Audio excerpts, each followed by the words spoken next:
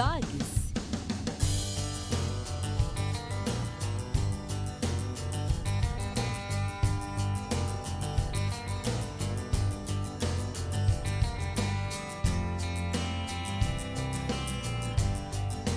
Dogs.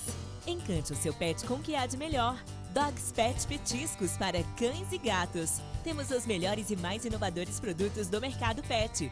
Seguimos um rigoroso processo de produção que nos dá qualidade e credibilidade. Produzimos para todo o Brasil e diversos países. Acesse nosso site www.dogspet.com e conheça nossa linha completa de bifinhos, ossinhos, molhos, snacks e muito mais. Dogs, o seu pet merece o melhor cuidado.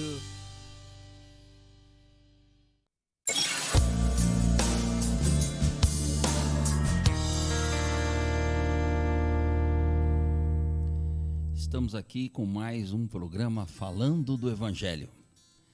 Pois bem, vamos continuar com a nossa abordagem do Evangelho, só que hoje nós vamos parar lá no livro de Gênesis, no início, desde o princípio.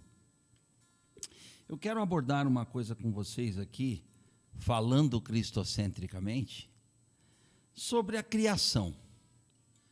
O que é a criação? Será que a criação é uma mera demonstração do poder divino? Será que a criação é meramente Deus dizendo que Ele pode fazer, fazendo, e as coisas vindo à existência? Eu digo que a criação é mais do que isso. Isso é muito, mas a criação é muito mais do que isso. A criação só existe por causa da palavra divina. A palavra é a autora da criação. Eu gostaria de ver contigo o livro de Gênesis, ali no início, capítulo 1, capítulo 1, versos 1, 2 e 3 somente. Principalmente o 3 no programa de hoje.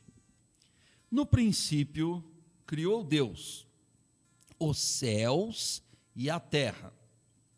2. E a terra era sem forma e vazia, e havia trevas sobre a face do abismo. E o Espírito de Deus se movia sobre a face das águas. E disse Deus: haja luz, e houve luz. Somente até aí. Olha que interessante esse texto da palavra de Deus. Eu sei que todo mundo já leu isso aqui em alguma medida, algumas vezes, mas olha que interessante. Vamos entender esse texto do ponto de vista cristocêntrico, da nossa hermenêutica cristocêntrica, da nossa interpretação, levando em conta que Cristo é o foco da Escritura. Como nós já vimos no programa anterior, sobre João 5, 39 e 40, que fala explicitamente isso. Então, o que é dito aqui é o seguinte: no princípio criou Deus os céus e a terra. Em Cristo criou Elohim, que tem por prefixo El, que é a exclusividade da divindade, que a origem de toda a divindade está no El, que significa o poder da divindade em ação, que significa também a pessoa da divindade sendo manifesta e revelada. Elohim, ou Deus, aqui como é traduzido para o idioma português, criou, trouxe à existência aquilo que não existia. Trouxe à existência céus e terra, traduzindo o universo. O universo e a dimensão em que habitamos hoje, terra. Então, em Cristo, a divindade traz à existência o universo e o planeta que a gente habita. Mas no verso 2 tem uma peculiaridade, então guarde bem isso aí. O Pai é narrado no verso 1. Mas olha aqui, e a terra era sem forma e vazia, e havia trevas sobre a face do abismo. Guarde bem a palavra trevas aí, sobre a face do abismo. E o Espírito está com letra maiúscula na nossa versão aqui, e geralmente está em maiúsculo, né? Porque esse Espírito de Deus que se movia sobre a face das águas, ou sobre o universo que havia sido criado, é o Espírito Santo. Então, nesses 3 versos, você tem a Trindade. Tem o Pai, criando tudo pelo Filho, e na movência da ação do Espírito. Olha o verso aqui 1. Princípio criou Deus, Elohim. E no verso 3 é dito, e disse Deus. Esse disse, e esse disse no hebraico, não é somente uma palavra de comando. Aí que está uma questão muito interessante. A gente pesquisando no Antigo Testamento hebraico, a gente percebe que essa frase, e disse Deus, e alguns cognatos, algumas frases parecidas, Deus falando, Deus dizendo, Deus dando algum comando, não é simplesmente uma vociferação divina, não é simplesmente um comando, é a palavra que sai da boca de Deus, é um instrumento revelatório divino. É Deus se revelando através do que Ele está dizendo. E esta palavra, ela é chamada, lá em João capítulo 1, de verbo, que em latim verbum Dei, que é o verbo de Deus. O verbo de Deus é o Filho. A palavra de Deus é o Filho. É o Filho de Deus. É no Filho de Deus onde está a centralidade e o foco de todo ato criador e redentor divino. É simples. É o verbo, ou disse Deus, palavra que sai da boca de Deus, é a própria vida do Filho. Disse Deus, diz respeito à pessoa e à obra do Filho de Deus. Então, é como se você entendesse assim, e Cristo, o Cristo de Deus, né, que é esse disse Deus, através do Cristo de Deus, houve luz, e luz aqui não é luminar, luz é aquilo que dissipa a dimensão das trevas, narradas no verso 2. Esse texto aqui é absolutamente cristológico e cristocêntrico. Você tem a presença da Trindade promulgada aqui, narrada aqui, nesse primeiro vislumbre da narrativa de Gênesis, aqui no início. Você já tem uma cristologia sedimentada. Isso do ponto de vista espiritual, do ponto de vista teológico e do ponto de vista da história da redenção. Olha que interessante, porque a palavra princípio também ela significa uma coisa que quer dizer cabeça do tempo. Significa aonde Deus cria o tempo. Esse texto nos remete a Colossenses capítulo 1, verso 16. Abra sua Bíblia aí em Colossenses 1,16, por gentileza, e você vai ver um eco, uma reverberação da narrativa da criação. Colossenses 1,16, olha o que está dizendo ali. Lembra do no princípio? Muito bem. No princípio quer dizer nele, na cabeça do tempo de Deus. Cristo, os hebreus falam Rosh, na cabeça do tempo de Deus, nele, é Cristo, em Cristo, porque nele, em Cristo foram criadas todas as coisas que há nos céus e na terra. Lembra? Universo, dimensão em que a gente vive, planeta Terra, visíveis e invisíveis, o que você pode ver, o que você não pode ver, sejam tronos, dominações, principados, potestades, as forças que regem as coisas que a gente não vê, as coisas que a gente não pode mensurar pela lógica humana, as dimensões espirituais do universo, tronos, dominações, principados, potestades, hostes e exércitos celestiais. Tudo foi criado por Ele e para Ele. Quem será enaltecido e plenamente glorificado lá em Apocalipse? O Cordeiro. Então, nele e para Ele, por Ele e para Ele, foi criado por Ele. Deus age em Cristo e para a glória de Cristo, o que significa a glória de toda a Trindade. Cristo, uma vez glorificado, toda a Trindade é glorificada. É glorificado o Pai, é glorificado o Filho, é glorificado o Espírito. Nós temos aí a base da cristologia bíblica, só nessa narrativa aqui. Então, a hermenêutica cristocêntrica, ela não é assim um veio da hermenêutica, mais uma ramificação, mais uma forma alternativa de se ler a Bíblia. Não é. É a forma original de se ler as Escrituras. É praticando a hermenêutica cristocêntrica. Porque senão a nossa compreensão a respeito do Evangelho fica tergiversa, fica torta, fica distorcida de alguma maneira. Nós temos um problema muito sério em entender a trajetória da redenção revelada nas Escrituras, se a gente não fizer uma leitura cristocêntrica.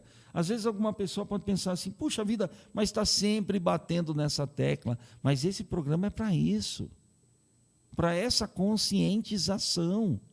Só se fala do Evangelho de maneira plena a partir do momento que se parte da cristologia, do cristocentrismo, da hermenêutica cristocêntrica. Fora disso, o que a gente tem é uma colcha de retalhos da redenção. Tanto em Antigo quanto no Novo Testamento, mesma coisa. Né? Então, o que nós precisamos ter é essa consciência. Não é à toa que no Antigo Testamento a palavra disse Deus, falou Deus, a fala de Deus aparece por volta de 3.500 vezes. Não é à toa. Então, quer dizer, alguém pode pensar assim, puxa, mas toda vez que Deus fala algo, gera vida? Sim. E aonde Deus gera vida, senão no Cristo? No seu Cristo, no seu Filho, naquele que é a sua palavra. O disse Deus, é Deus agindo em Cristo. Disse Deus, é Deus gerando vida em Cristo. É Deus criando a vida em Cristo. Então, dizer que Cristo está presente em algumas poucas sessões, ou em alguns poucos relatos do Antigo Testamento, isso constitui uma heresia tremenda. Isso é um desvio absoluto das Escrituras. Isso é descredibilizar tudo aquilo que Jesus ensinou a respeito dele mesmo e das próprias Escrituras. Então, a questão é que a gente tenha essa imbricação espiritual, tenha essa harmonia hermenêutica da palavra de Deus, reconhecendo e recebendo essa revelação de que Cristo é o centro das Escrituras. Mas isso não é num ou no outro texto. Não, a gente não vai aqui pensar textos, fazer uma coletânea de textos que falam de Jesus e o resto, não é isso. Isso tornaria a hermenêutica cristocêntrica somente mais um caminho a ser seguido, mais uma opção interpretativa. E não é. É a opção da interpretação das Escrituras de acordo com o seu originador, que é o próprio Deus. Então, todas as outras ferramentas hermenêuticas gravitam em torno da hermenêutica cristocêntrica. Todas as hermenêuticas são peças que auxiliam a hermenêutica cristocêntrica. Nós vamos sempre bater nessa tecla aqui. Não quer se perder hermeneuticamente das Escrituras? pratique a hermenêutica a partir de Jesus. Então, aqui é o que a gente está fazendo na prática, nesta leitura de hoje. No princípio criou Deus, disse Deus, haja luz, houve luz, porque a luz dissipa trevas. A luz dissipa as trevas. Então, a luz é a própria personificação de Cristo. A luz é o imaginário de Deus revelando Cristo. Luz. E luz aqui é muito mais do que a luz física. É importante que se diga isso aqui. Essa luz aqui não é meramente uma luz física, da dia está noite. De noite você não enxerga, de dia você enxerga. Não é uma coisa astronômica, não é o astro, sol, não é a estrela, a lua, não é isso. É muito mais do que isso. Essa é a luz da revelação divina, que é a pessoa do próprio Cristo. Cristo é a luz de Deus, ele é a luz deste mundo, neste sentido criacional aqui, das primeiras páginas de Gênesis, e no sentido redentivo, de toda a história da redenção. Porque a luz, o que ela faz? Espiritualmente, ela desvenda, ela desnuda, ela abre, ela vai descortinar a vontade e o propósito do Criador e Redentor.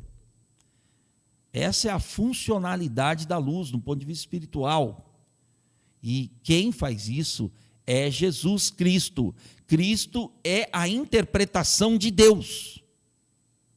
Cristo é o Deus interpretado a nós.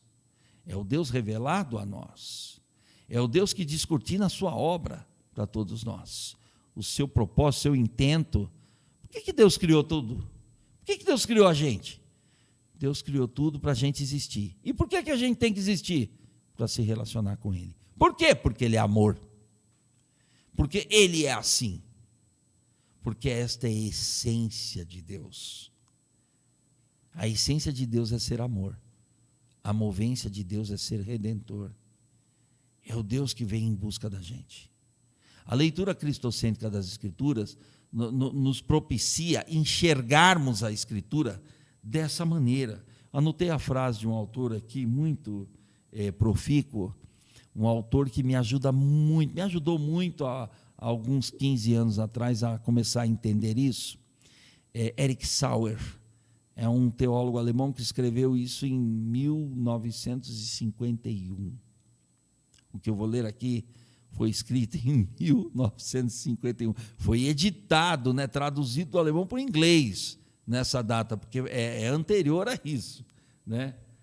Diz assim, o dizer de Erich Sauer, num livro chamado A Aurora da Redenção. Infelizmente não tem em português. Ele diz assim: a história da redenção e a sua relação com o Rei do Universo é absoluta. E ela tem, essa história da redenção, ela tem o Filho de Deus como foco de toda a revelação divina. Gente, tem coisas que a gente precisa ler nessa vida para a gente... Deus usa determinadas pessoas que vão ajudando a aclarar o nosso entendimento do Evangelho, que vão mostrando uma lucidez a respeito do Evangelho de Cristo, que é sensacional. Esse autor me ajudou demais. Ele tem uma trilogia de 3 livros que falam a respeito da eternidade, do Antigo Testamento e do Novo Testamento. E toda a leitura dele é absolutamente cristocêntrica. Infelizmente, nenhuma editora no Brasil ainda publicou o Erich Sauer, Mas é uma trilogia meio cascuda, meio grossa aí para publicar, então fica aí digamos assim, um apelo, para quem for do mercado editorial aí que pense nesse autor, entre em contato com a gente aí, porque esse autor é absolutamente cristocêntrico na sua abordagem, como tantos outros, Mas, enfim, o que eu quero dizer para você é que não existe como interpretar as Escrituras olhando para o passado, olhando para o presente de um relato e olhando para o futuro que está além do nosso tempo, vivido hoje, sem focalizar essa história de redenção, sem ver Cristo. Não há essa possibilidade, não existe. Se você tentar entender a história da redenção fora de Cristo, não centralizada em Cristo, você vai ler a Bíblia de maneira desconexa. Você vai entender mal a lei, você vai entender mal os profetas, você vai entender mal os escritos de sabedoria e poesia, muito mais ainda, você vai entender mal a beça. Então, se você ler, você vai entender mal o próprio Novo Testamento. O cristocentrismo, a hermenêutica cristocêntrica, é o prumo da leitura das Escrituras. Então, nós vamos ler outros textos aqui, ainda hoje. Mas eu quero começar com esse, já para mostrar para vocês que essa leitura cristocêntrica das Escrituras, ela abre a mente da gente para ver Cristo em toda a Escritura, do jeito que ele ensinou nas passagens que a gente sempre usa aqui, que é João 5 e Lucas 24. Mas eu queria ler outro texto com vocês, bastante interessante, que se encontra lá em Atos dos Apóstolos, capítulo 17 de Atos dos Apóstolos. Deixa eu pegar o versículo certinho aqui, né? É que todo esse capítulo de Atos é maravilhoso, Atos 17, depois é que eu vou para o Atos 24. Mas o Atos 17, ali no início, no verso 2 em diante, 2 e 3, especificamente. Está ali. Atos 17, 2 diz: E Paulo, como tinha por costume, foi ter com eles, e por 3 sábados, note bem, eles quem? Os judeus ali daquela localidade. E onde ele foi? No olho do furacão, ele foi lá na sinagoga. Por 3 sábados, disputou com eles sobre as Escrituras. Vai dizer assim, mas peraí, Paulo foi bater boca com os judeus? Não, disputou com eles não quer dizer isso. Disputar quer dizer expor de maneira veemente, expor de maneira contundente. A disputa aqui não é rinha de galo teológica. Paulo não foi brigar, Paulo foi expor. Então, o sentido de disputar é essa questão de expor com veemência, de expor com clareza e com firmeza, sem abrir mão da convicção revelada de Deus. Continuando, e expôs sobre as Escrituras. Expondo e o quê?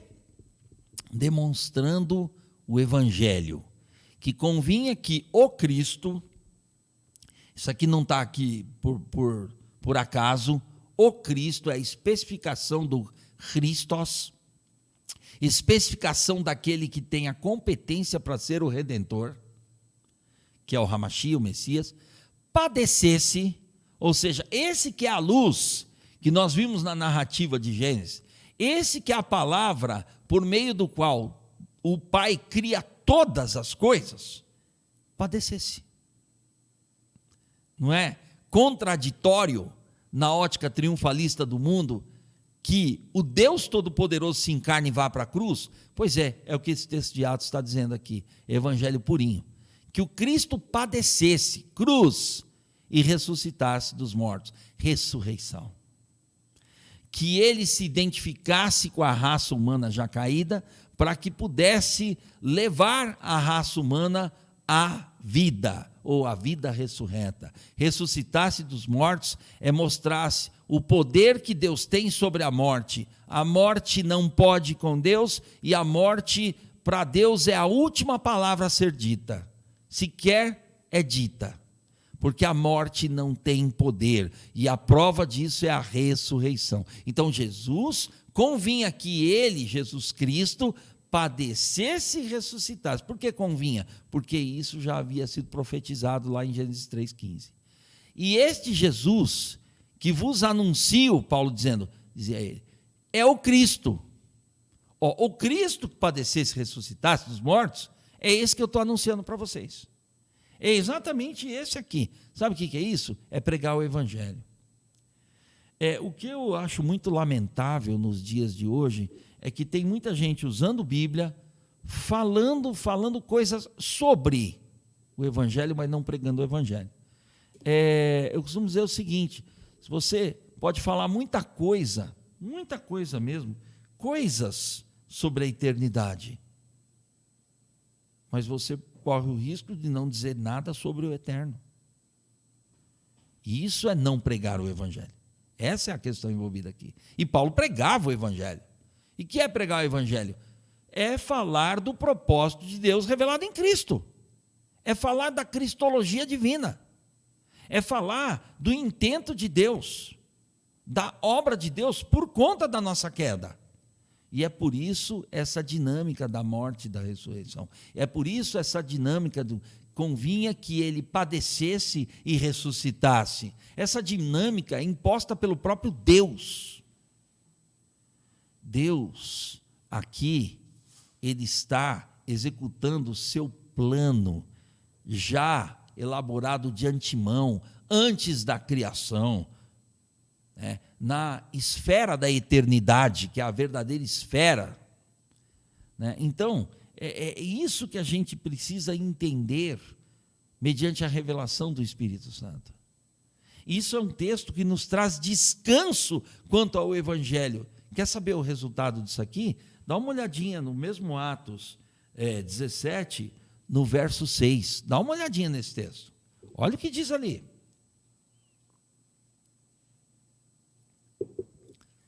Olha aqui o que o Evangelho causa, gente. Porém, não os achando, trouxeram a Jason e alguns irmãos à presença dos magistrados da cidade, clamando: estes que têm o quê? Alvoroçado o mundo, chegaram também aqui. Você sabe o que o Evangelho faz? Ele incomoda. A verdade de Deus revelada em Cristo, que é a própria verdade de Deus em pessoa e em obra, incomoda as pessoas que querem viver nas trevas, que não querem saber da luz divina, da luz do Criador e Redentor do ser humano. Então, incomoda. O evangelho verdadeiro é um incômodo para qualquer sistema do mundo, para qualquer sistema humano, para qualquer forma de empoderamento humano. O evangelho é persona non grata. O evangelho incomoda, porque eles estavam alvoroçando. O que é alvoroçar? É, no entender, bagunçar a ordem vigente. O evangelho era horrível para a Pax Romana, para a Pax de Roma, para o estabelecimento dos poderes humanos e imperialistas. O evangelho não se encaixa em nenhuma proposta humana. Preciso falar disso. Estamos às vésperas de uma eleição nacional. O povo de Deus precisa votar com a consciência do evangelho, sabendo que nós não dependemos de A e B, de proposta alguma de ninguém, de proposta nenhuma do mundo. Nós dependemos de Deus. Estamos aqui para alvoroçar, estamos aqui para bagunçar o coreto do mundo, estamos aqui para contraproposta de Deus para o mundo, estamos aqui para implantar a contracultura espiritual, que vai de encontro, que colide com a proposta do sistema do mundo, que é anti-Deus, anti-vida, anti-evangelho. Então nós precisamos pensar, pedir a Deus a direção, para que a gente possa dormir tranquilo, fazendo o nosso papel, como brasileiros, como cidadãos. A igreja, ela não é uma representação apolítica, ela é política, ela não é partidária. A igreja não pode ser partido de ninguém. Igreja é corpo de Cristo, é agência do reino de Deus. Ela se posiciona com a ética do Sermão do Monte. A igreja não compactua com o erro, com o pecado, com o latrocínio, com a corrupção.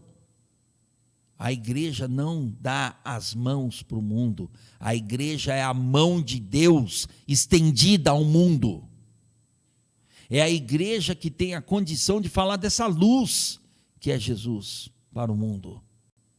É a igreja que pode alvoroçar o mundo e virar um mundo de cabeça para baixo. Não é de perna para o ar. A igreja não é mais uma proposta. Olha os cristãos, olha a bancada. A igreja não tem bancada de nada. A igreja é a voz profética de Deus no mundo sem Deus.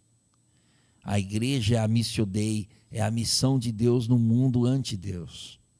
A igreja é a pregadora do evangelho de Cristo no mundo que não quer saber de Cristo. A igreja é a luz de Deus, porque tem o Espírito de Cristo. E a igreja é aquela luz que vai dissipar a treva onde as pessoas vivem, a treva existencial humana. A igreja é isso. É esta luz divina, esse arauto, nós somos arautos de Deus, atalaias de Deus no mundo sem Deus. Então a igreja precisa pregar e fazer o que Paulo fez aqui em Atos 17. Paulo incomodava, a verdade incomoda. Vamos para Atos 24 aqui. Eu estou usando a metodologia cristocêntrica aplicada a textos das Escrituras, só que eu vou voltar lá para Gênesis, eu estou dando uma passeadinha aqui no Novo Testamento, mas o nosso alicerce está lá atrás. Não vou desistir de Gênesis, obviamente que não, vou estar sempre lá. Atos 24, 14. Vamos dar uma olhada nesse texto, olha que coisa.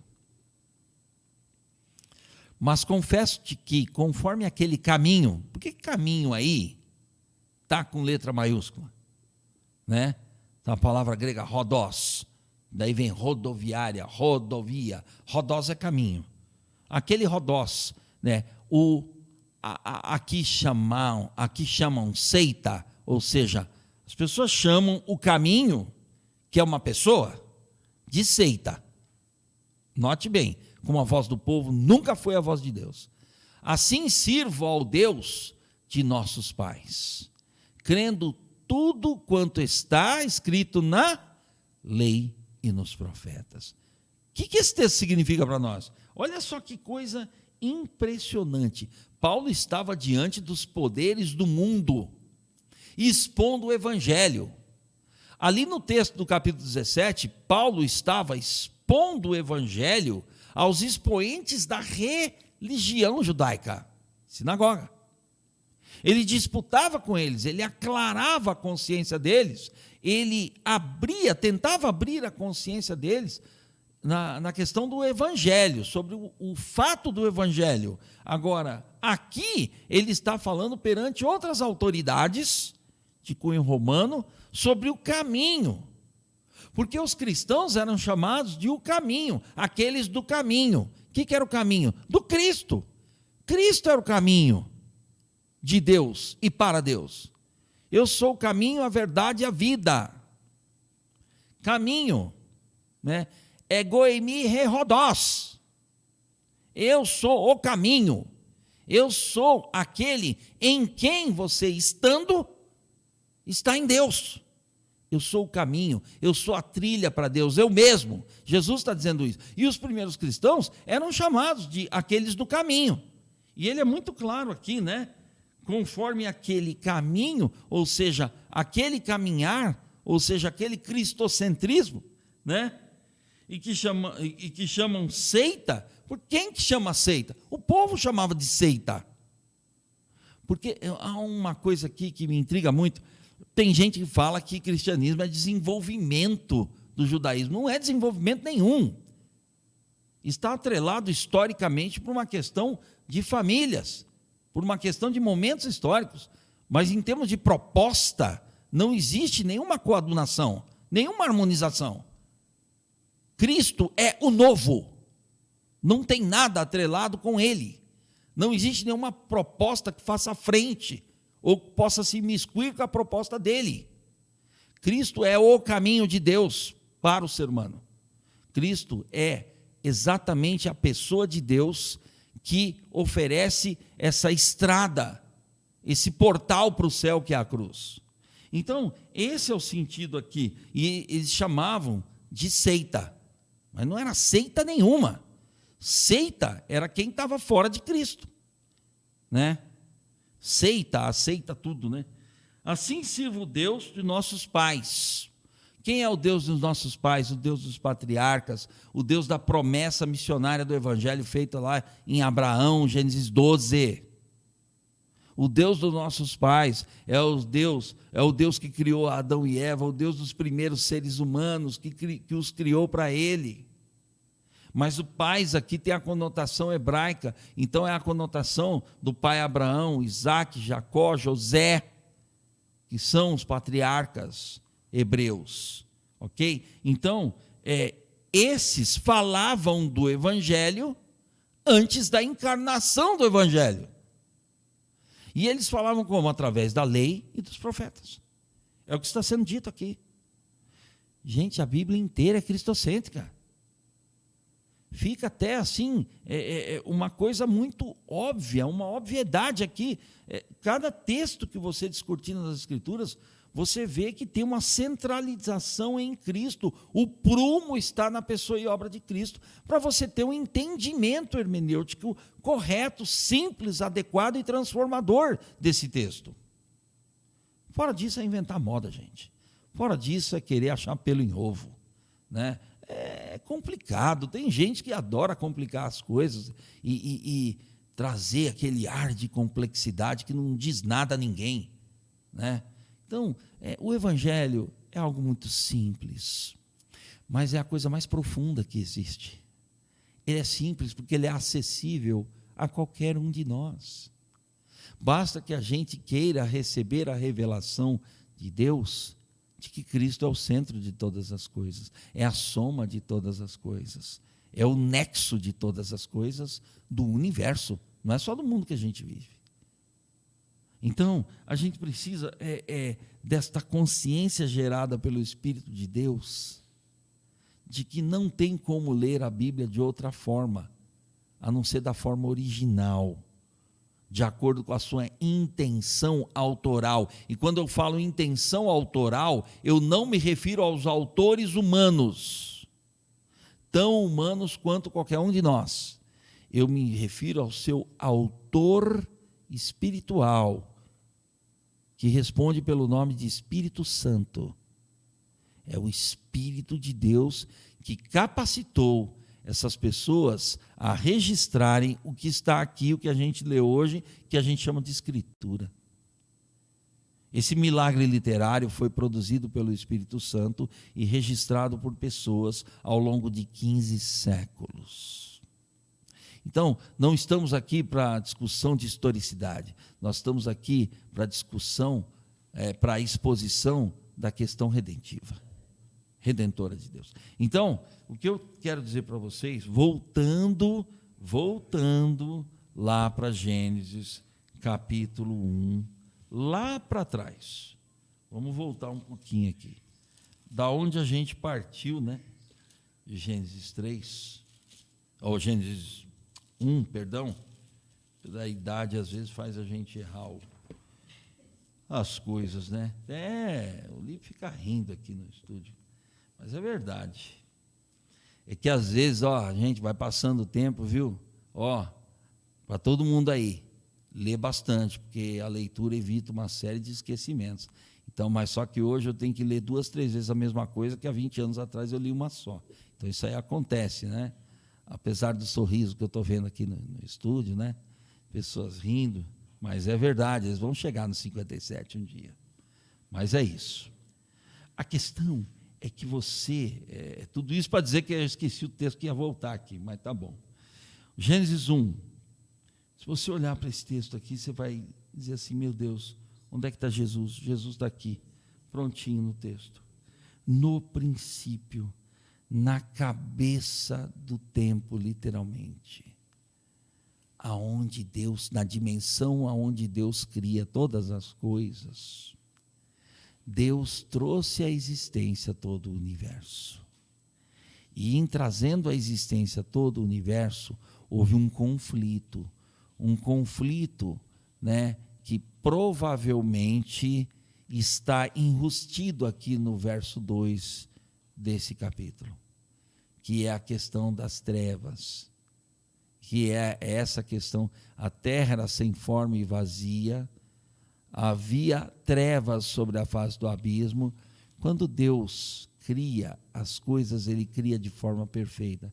Então há uma hipótese que diz, que bem plausível, que no verso 2, pode deixar ele, verso 2, diz que a terra era sem forma e vazia, e que havia trevas sobre a face do abismo. Era um cenário de caos ou caótico, e que o Espírito de Deus, na sua movência, colocou ordem ao caos. É a ordem espiritual de Deus sobre a criação que Ele já havia criado, mas que houve um acidente celestial, que houve uma queda, que aqui se atribui à queda luciferiana, e a sua terça parte de anjos, de asseclas, e aí sim que se forma este ambiente de trevas sobre a face do abismo, ou um ambiente caótico. Torro, vavorro, diz no hebraico, é a questão do caos, da coisa disforme, da coisa distorcida. Nós não sabemos exatamente qual é a imagem disso, nós não temos nem noção, nós não temos termos de comparação para podermos fazer um desenho aqui, mostrar o que é trevas sobre face de abismo. Mas a ideia do texto, da narrativa, é a ideia caótica. E o Espírito de Deus, o Espírito do Criador, se movia sobre a face das águas. E aí, pela palavra de Deus, e aí vem o disse Deus do verso 3, né? Pela movência do Espírito e a palavra criativa e redentora de Deus, que é Cristo, o disse Deus é Cristo, e Cristo, através de Cristo, a realidade da luz estabelece o governo soberano de Deus sobre o caos. Haja luz, houve luz. A luz também é a representação do próprio Jesus, do próprio Cristo de Deus. Então, nós vamos fazer algumas leituras cristocêntricas nesse capítulo, no capítulo posterior. Nós vamos tracejando aqui uma leitura bíblica cristocêntrica de toda a Escritura, e nós vamos fazer isso a partir daqui, a partir do início. Volta e meia a gente talvez tenha que se reportar esse texto de novo, não para ser enfadonho, cansativo, mas para ser enfático, né? Do jeito que Paulo fez ali, né, no capítulo 24 de Atos, do jeito que Paulo fazia ali no capítulo 17 de Atos, né? Nós precisamos instar em tempo, em fora de tempo, em pregar o Evangelho. Eu quero terminar nosso programa de hoje com um texto que geralmente as pessoas não utilizam, geralmente, né? Mas que é bem clarificante a respeito do Evangelho, né, que é começado lá no Antigo Testamento.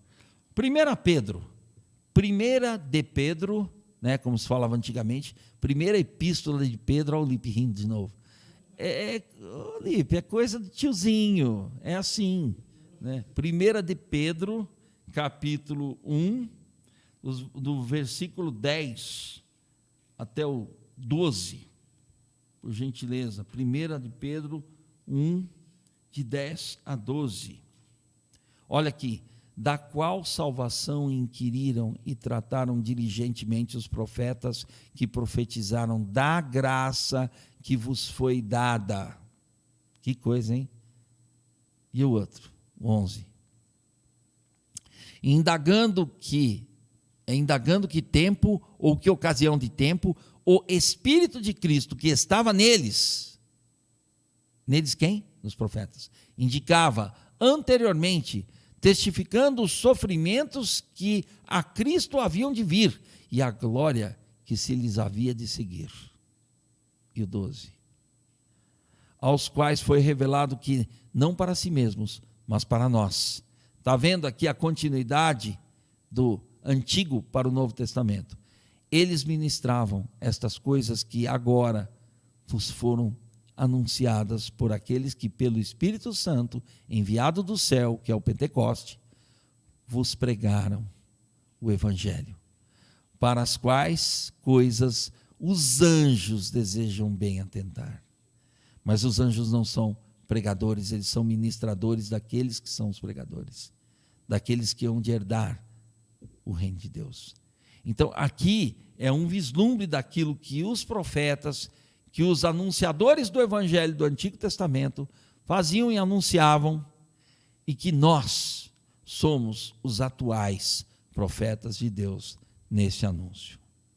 Meus queridos, nós precisamos ter a consciência de que toda a Escritura é um grande relato do Evangelho. A pergunta que fica para nós terminarmos o nosso programa de hoje, uma pergunta muito clara, que eu gostaria que, mais de uma pergunta, gostaria que você fizesse a si mesmo e às pessoas que te rodeiam. Como é que esse texto aponta para o Evangelho?